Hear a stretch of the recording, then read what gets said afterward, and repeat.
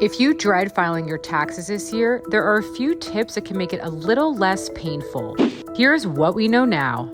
What if you're filing for the first time? If you're filing for the first time, you should probably have an idea of where your income will be. You can do an estimate using one of the IRS tax forms.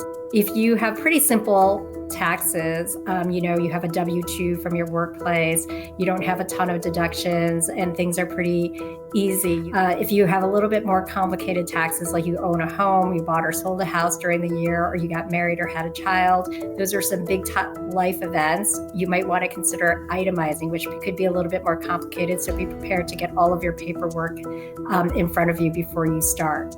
What should you know about the child tax credit and how has it changed from last year? Or if you're a first-time parent. If you're a first-time parent and you had a baby during the calendar year 2023, you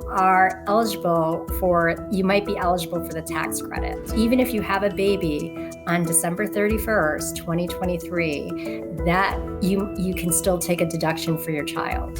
What if you're going to miss the deadline? If you think that you can't file your taxes on time, which is in April, you can always file for an extension. That extension is an extension to file your taxes. This is very important, to file your taxes, but not an extension for you to pay. So if you do file for the extension, you will have until October to file your taxes. But what you need to do is you need to go and take one of these IRS estimating worksheets and figure out what you might owe and write a check by that initial April deadline. Or else if you end up owing something in October, you will have to pay interest on that.